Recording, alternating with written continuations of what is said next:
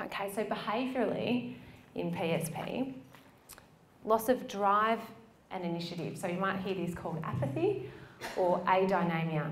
So it's an organic loss of drive and motivation. So people can't get started on things.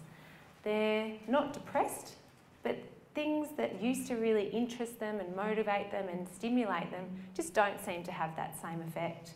And so, you know, that's also a significant issue for families, relationships, you know, relationships at home where people used to share activities that they used to really like, and then all of a sudden, you know, someone's not really interested. So people find it really hard to engage people.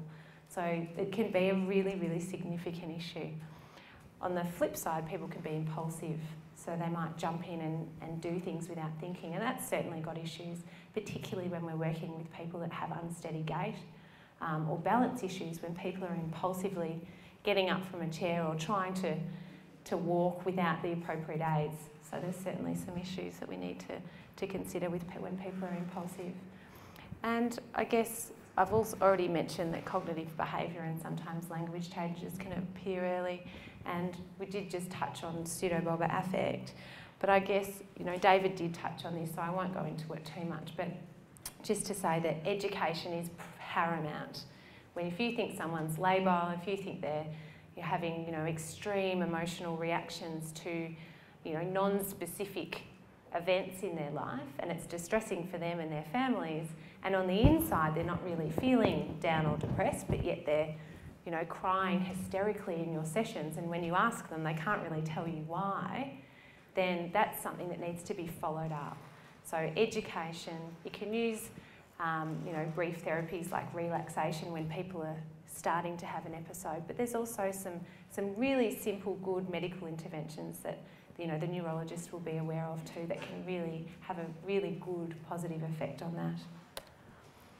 I guess with PSP, I think it's really important to recognise that people should not be fooled by the mask of PSP. Okay, so we're looking at people that have a very restricted facial expression. They're often non-blinking, you know, their blink rate's really reduced. So eye contact isn't great, particularly if there's visual difficulties. And, you know, social contact is mitigated by eye contact and facial expression. So if someone doesn't have that, that's going to really impact, you know, your own perception of what you think's going on for that person. You know, are they happy, sad? Well, it's difficult to tell, particularly if they've got some language issues, which means that they struggle, like I just did, to get the message out. And so it's, I think the other thing to remember too is that general intellectual function and old world-learned knowledge is, you know, relatively intact or remains intact, you know, for the duration of the disease, but it's the ability to access what we know and ability to utilise, you know, the knowledge that's in there that can be affected. So don't be fooled by the external mask of PSP. Always delve a little deeper. Let people have time to provide their answers, because you might actually be surprised with the information that they're able to provide. Now I'm just going to do a quick run through of MSA. Now, I won't go through this because David's done a great job at describing the symptoms of MSA. And so really what we're looking at is that your clinical subtypes are really based on, you know, the predominant symptoms that you're having. And we know there can be a wide range of symptoms because of the multiple systems that are involved in this disorder. And I guess really what I wanted to highlight with this was, again, looking at the possible impact of other autonomic processes, sleep disorders, that may be impacting on a person's behaviour and cognition. So I know that if I don't sleep very well, I can be irritable and I can be agitated.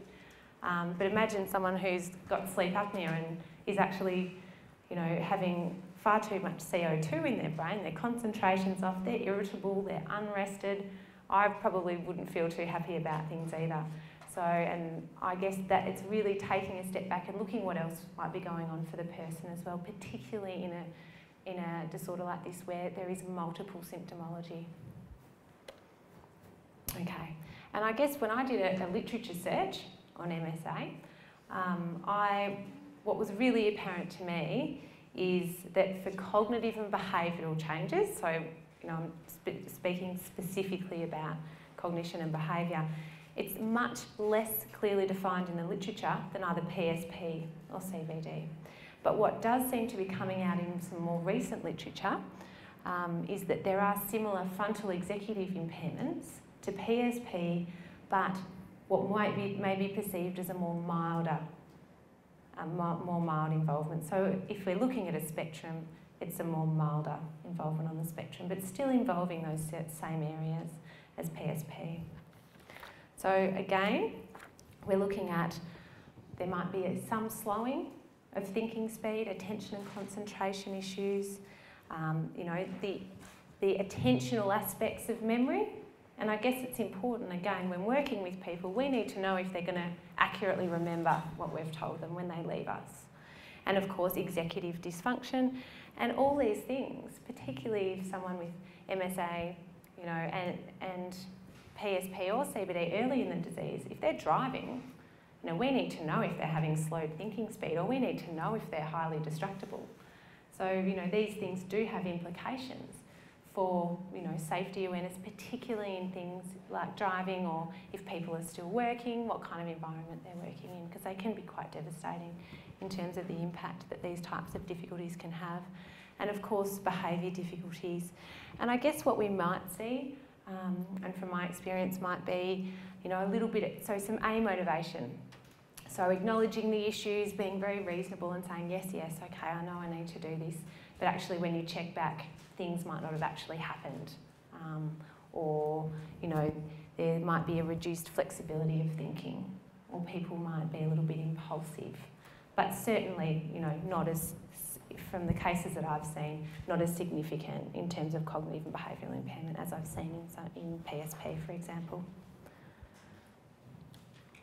Okay, so corticobasal syndrome, which I have learnt today. So thank you, David, even I think he's had to leave. So I guess, what was really clear as well is listening to David is that, it really highlights the rarity of CBD. I actually myself haven't seen anyone in my clinical practice with CBD as yet. But, so what did I do? I talked to my colleagues and I went back to the literature, and again, what became clear is we have the range of symptoms that David mentioned. The alien hand-limb phenomenon seems to be a fairly striking symptom of CBD. And David mentioned that. Also, we talked about apraxias, and you saw some evidence of that in terms of the ideomotor apraxia, where people aren't able to execute a plan of movement. So they can't show you how to use a pair of scissors, and they can't copy your movement, and they can't make gestures. And there's also evidence of ideational apraxia that occurs as well, and that's specifically the misuse of objects, because people can't actually identify what the object's for. It's not a visual problem, it's not a motor problem. They just can't take the idea of what the object's for. They can't really recognise, make a link between the object they see and its function. So for instance, you wouldn't be able to use a can opener if you saw it and you didn't actually know it was a can opener and that it opened cans. And these issues are more to do with the parietal, so the involvement from the basal ganglia, but also the parietal lobes.